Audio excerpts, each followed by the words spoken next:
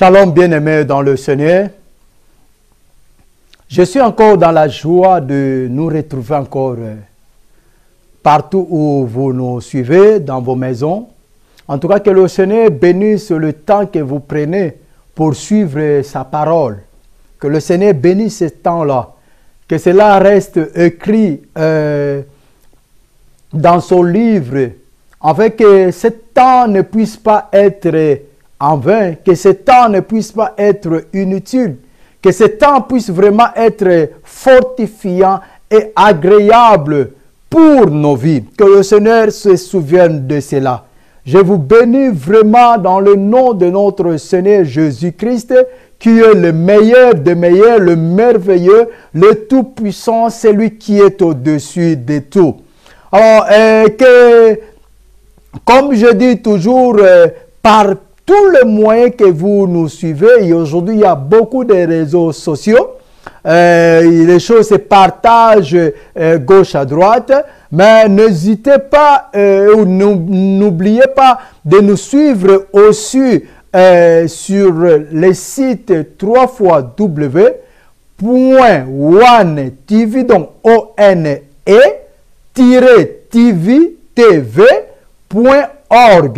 Là, vous allez encore écouter vivre beaucoup de prédicateurs de la bonne nouvelle. Et priez aussi pour ces chaînes afin que Dieu puisse ouvrir encore d'autres horizons pour que nous ne puissions pas manquer d'écouter la parole de Dieu à travers de cela. Et n'hésitez pas encore une fois, peut-être si vous voulez appeler, il y a toujours le numéro qui s'affiche sur le bas de l'écran.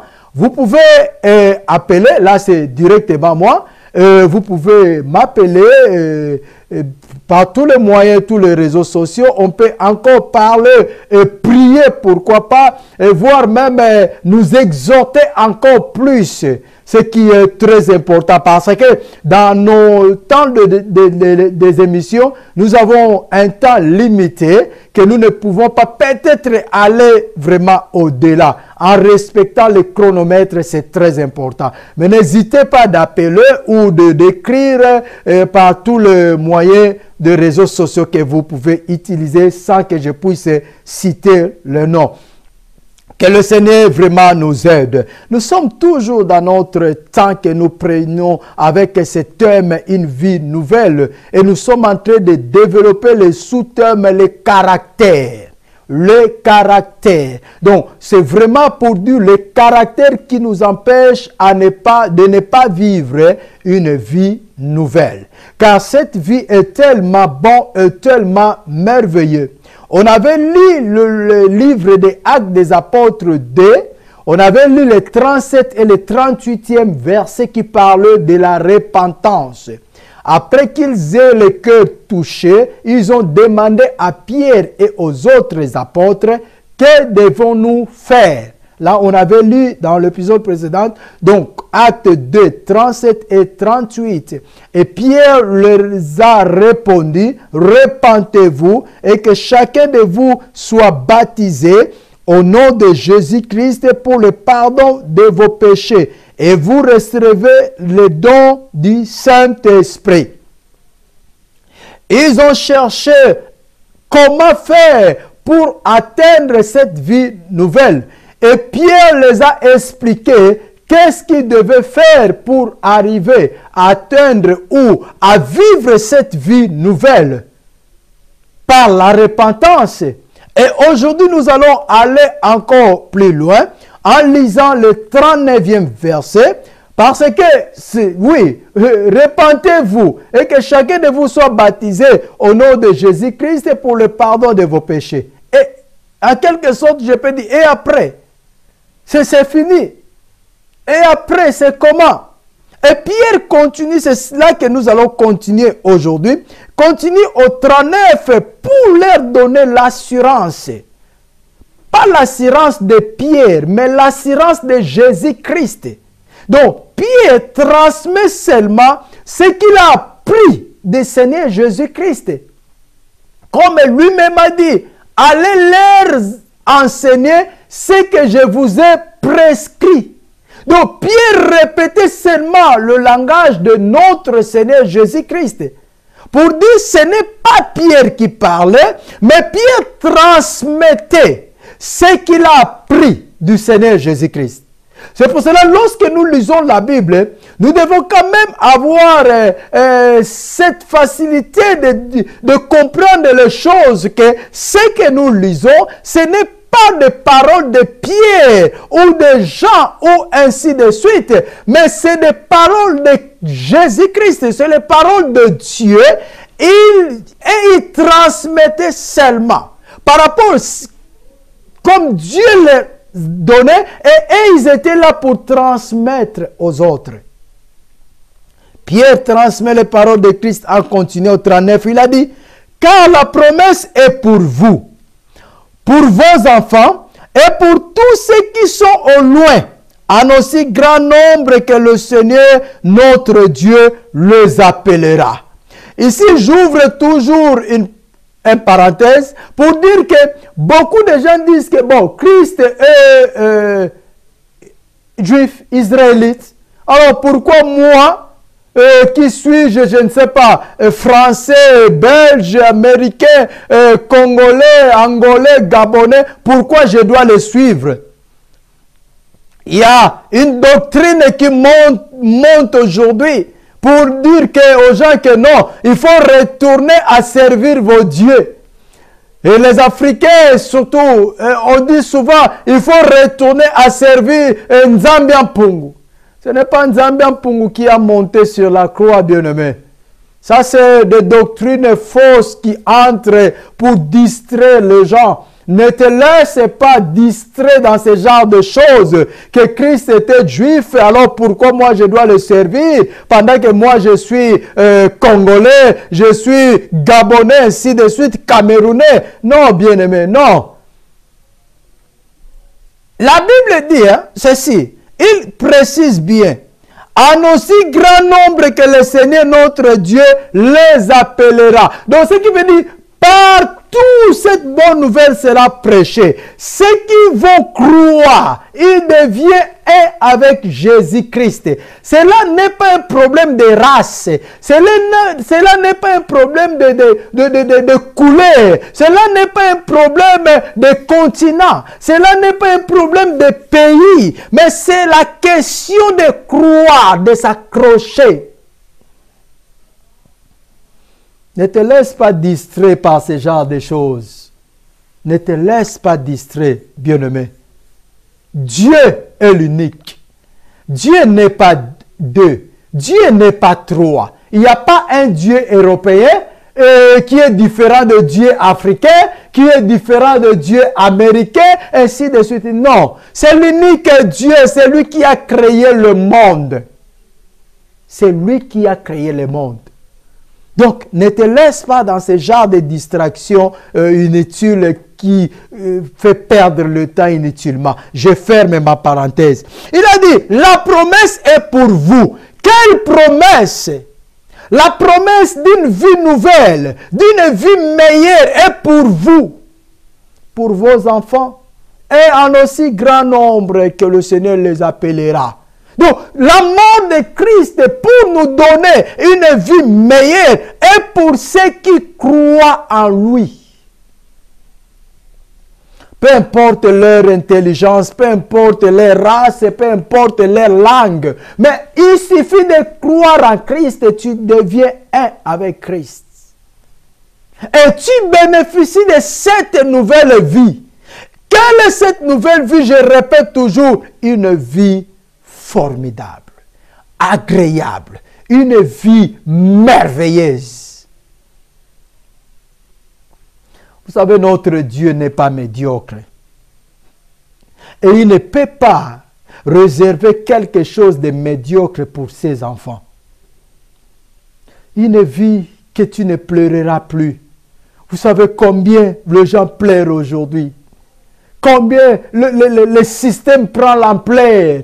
Combien de gens aujourd'hui se réveillent en pleurant et dorment en pleurant? Il n'y a que des problèmes qui viennent. Problème, problème, problème. Combien de gens? C'est ça l'importance d'une vie nouvelle.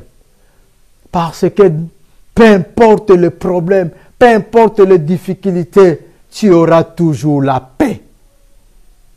Et ton Rédempteur ne retardera pas pour se lever. Il ne peut pas te laisser être au-delà de ta souffrance. C'est impossible. Il y a un homme de Dieu qui parlait, il donnait ce témoignage. Il a dit, il s'est retrouvé dans une situation très difficile. Et pendant ce temps, le Seigneur l'a mené encore plus loin pour lui montrer quelque chose. Et ce que le Seigneur lui montrait, c'était quoi? C'était 2 et 4 pieds qui marchaient sans montrer le visage. C'était juste les pieds. Et ces 4 pieds marchaient. C'est pendant que cet homme traversait des moments difficiles. Il y avait 4 pieds. Il y avait 2 personnes qui marchaient dans ce temps difficile-là. Et à un certain moment, il n'y avait plus 4 pieds. Il y avait seulement 2 pieds. Donc, une personne a disparu, ça restait qu'une seule personne. Et jusqu'à un certain temps, la deuxième personne s'est réapparue encore. Donc, il y a eu encore 4 pieds qui marchaient. Et cet homme demanda à Dieu, qu'est-ce que cela veut dire? Dieu lui dit, les 2 pieds que tu vois, c'est toi et moi. Et pendant ce temps, regarde, tu traversais des moments difficiles. Il s'est souvenu, il a dit, oui, tu as raison. C'était le temps que j'ai traversé les moments difficiles. Le Seigneur commence à lui montrer maintenant les moments difficiles qu'il traversait. Et à un certain moment, il voit seulement 2 pieds, donc une seule personne. Et il a dit, Seigneur, mais comment tu m'avais abandonné à ce moment-là? Le moment le plus dur, c'était ce temps-là. Donc tu as marché avec moi quand c'était moins souffrant. Lorsque ça a devenu très souffrant, tu m'as abandonné. Et moi, j'étais seul là, à marcher dans la souffrance énorme. Comment tu peux faire ce genre de choses? Toi, le Dieu que je serve. Toi, le Dieu que j'ai donné ma vie. Toi, le Dieu que je prêche partout. Comment tu pouvais faire ce genre de choses? Il commençait à parler. Je ne peux pas dire qu'il commençait à accuser Dieu, non. Mais il commençait à parler, à se lamenter. En disant, comment tu pouvais faire ce genre de choses? En m'abandonnant vraiment là où c'était tellement souffrant. Le Seigneur, tellement il est patient, tellement il est merveilleux. Il était là à l'écouter. Il était là à attendre. Lorsque cet homme de Dieu a fini de dire tout cela, le Seigneur lui répond. Il a dit, tu vois, tu as raison. C'est moi, on marchait nous deux. Mais tu vois, au moment où il n'y avait qu'une seule personne, au moment où il n'y avait que 2 pieds qui marchaient, et oui, tu as raison de dire que c'était toi. Mais je te dis en vérité, ce n'était pas toi. Ce n'était pas toi. Ces 2 pieds qui restaient seuls, une personne seule, ce n'était pas toi, mais c'était moi. Il a dit, mais Seigneur, comment? Tu m'apprends quoi? Où est-ce que moi j'étais alors? Le Seigneur lui dit, dans mon amour, je t'ai porté sur ma main. Je ne pouvais pas te laisser traverser ce moment-là. C'était tellement difficile.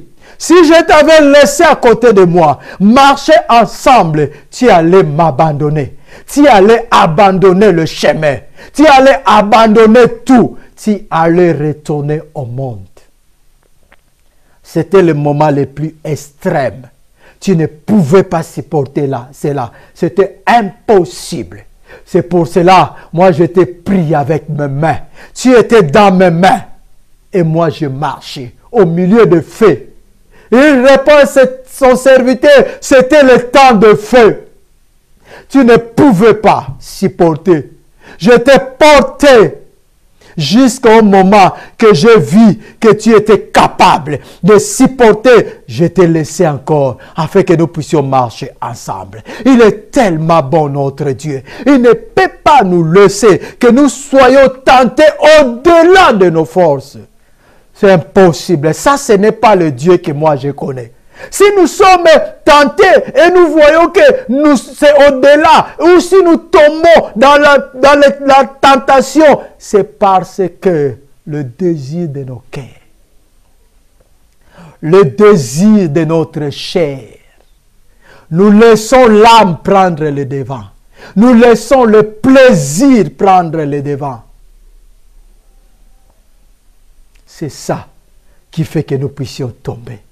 Mais dans l'amour de Dieu que moi je connais, il ne peut pas laisser que nous soyons tentés au-delà de nos forces. C'est impossible. Oh, Dieu soit glorifié. La promesse est pour vous. Vivre une vie meilleure est pour vous. La promesse est donnée pour vous. Il s'est sacrifié sur la croix afin que toi et moi, nous puissions vivre la paix de Dieu sur cette planète Terre. Dormir dans la paix, s'inquiéter de rien, comme lui-même Jésus a dit, ne vous inquiétez de rien. C'est ça une vie nouvelle. Vivre sans inquiétude. Sois vraiment dans la paix. Vivre tranquillement. C'est possible. Il suffit de croire. Il suffit de croire. Il suffit d'amener ta vie vers Jésus. C'est ça. Et dans les moments les plus difficiles, il ne te laissera pas marcher. Il va te porter dans ses mains. Vous savez, j'ai traversé des moments vraiment. Il y a d'autres moments. Aujourd'hui, j'ai réfléchi et je me pose la question, comment ça a été passé? Je ne sais même pas comment ça a été passé. Je me pose la question, mais comment pendant ce temps-là, c'était tellement difficile, mais comment ça me surpasse aujourd'hui lorsque j'ai réfléchi à ce qui est passé? Comment c'était ce temps-là? Comment je pouvais m'en sortir facilement comme ça? Dans des souffrances énormes, mais j'étais toujours joyeux. J'étais toujours dans la paix. Comment c'est là? C'est le Seigneur. Ce n'est ni par nos forces, ce n'est ni par nos intelligences, mais c'est le Seigneur. C'est le Seigneur. Le jour que Dieu permettra, on va entrer aussi dans des témoignages pour la gloire de notre Dieu. C'est relaxer de penser. Amener nos âmes, nos cœurs, nos vies vers Jésus. C'est lui le Maître. C'est lui qui va nous donner cette vie nouvelle. C'est en lui que nous allons trouver cette vie nouvelle. Une vie pleine de réjouissances. Pleine de joie. Philippiens dit ceci, nous allons lire ça. Le merveilleux Seigneur Jésus, Philippiens 2, 5. Nous allons lire ça. J'aime beaucoup le Seigneur, j'aime beaucoup comment le Saint-Esprit fonctionne, comment le Saint-Esprit nous amène à vivre beaucoup de choses. Philippiens 2, 5. La Bible dit ceci. Je commence même par 4. Pourquoi pas même monter encore? Jésus, tu es merveilleux. La Bible dit ceci.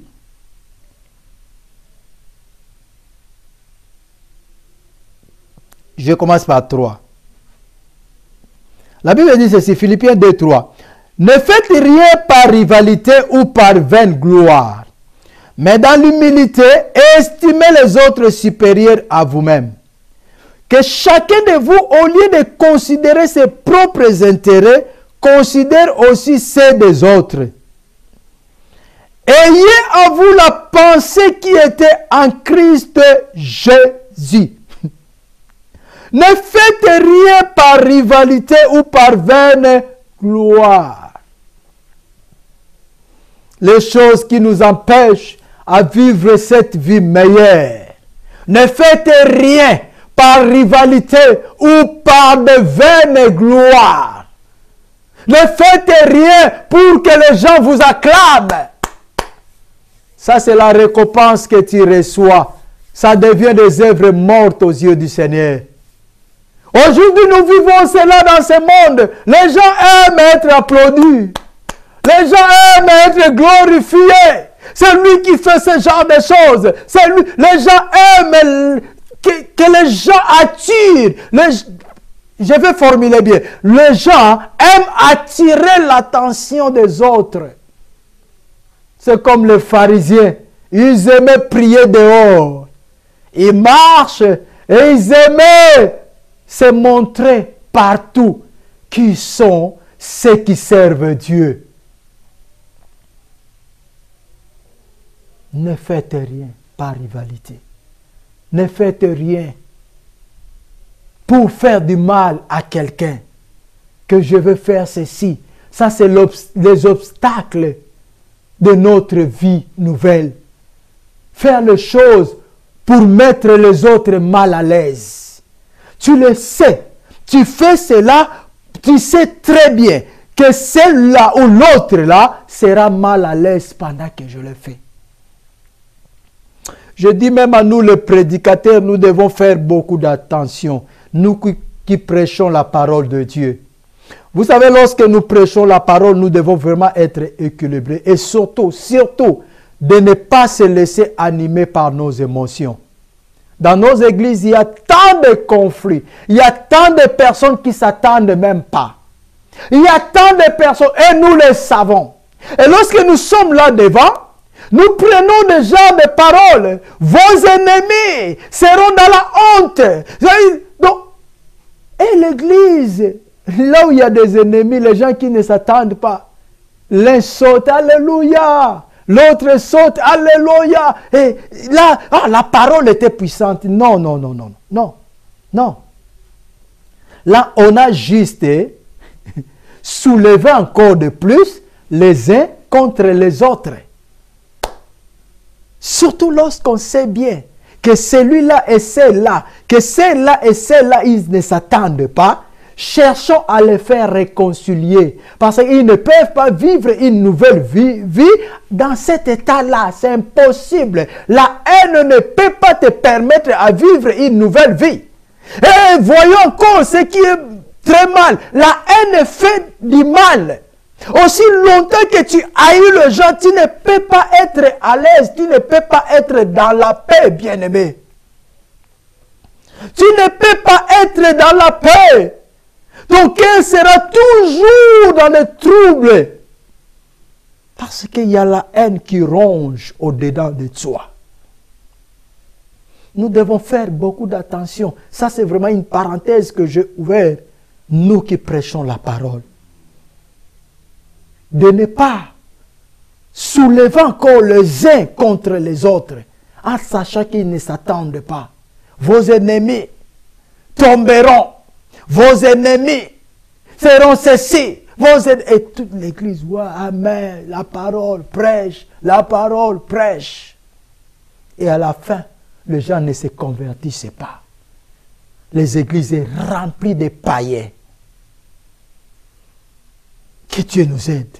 Ne faites rien par rivalité, ni par de vaines gloires. De gloires inutiles. Les gloires que les gens te glorifient aujourd'hui. Les gens t'acclament aujourd'hui. Les gens te font tout, te donnent tout aujourd'hui. Mais demain, c'est les mêmes personnes qui vont te critiquer. Cherchez la récompense du Seigneur. Cherchez à toucher plutôt le cœur de Dieu. Cherchez à prendre le cœur de Dieu. Comme Paul qui disait, tout ce que je considérais comme gain, je le considère maintenant inutile à cause de Christ. Il n'avait plus besoin que les gens puissent le dire, Oumela. Le mot qui règne au milieu de nous, Oumela. De même personne qui te dit Oumela aujourd'hui, demain ils te diront Yébela.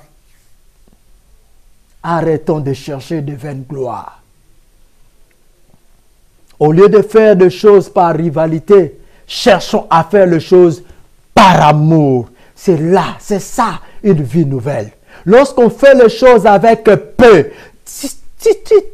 tu tu sauras, tu verras aussi comment les choses seront faciles à faire. Mais lorsqu'on fait pour prouver les autres, sont des œuvres mortes. Et beaucoup de chrétiens aujourd'hui font des œuvres mortes.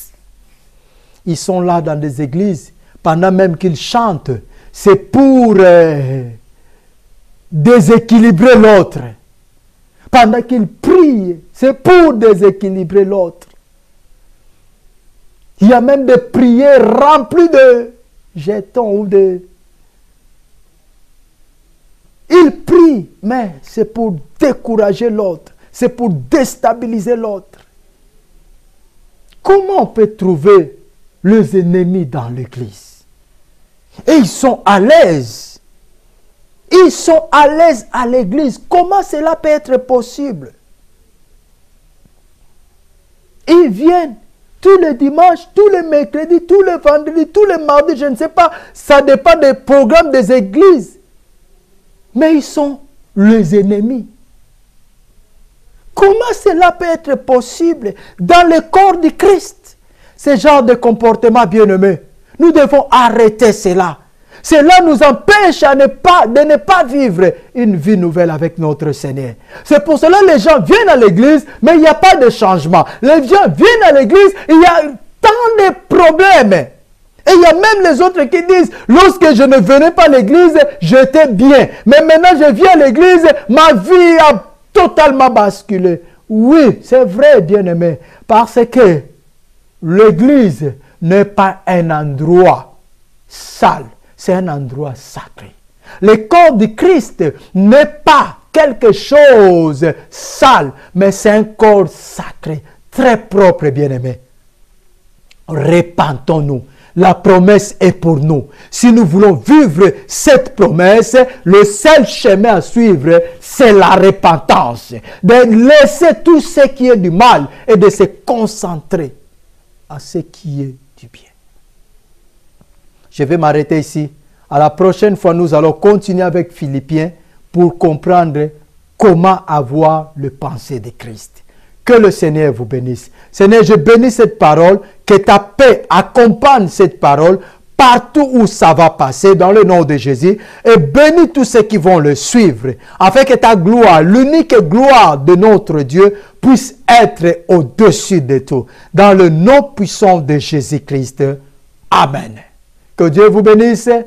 On se retrouve à la prochaine fois. Restez avec la paix du Seigneur.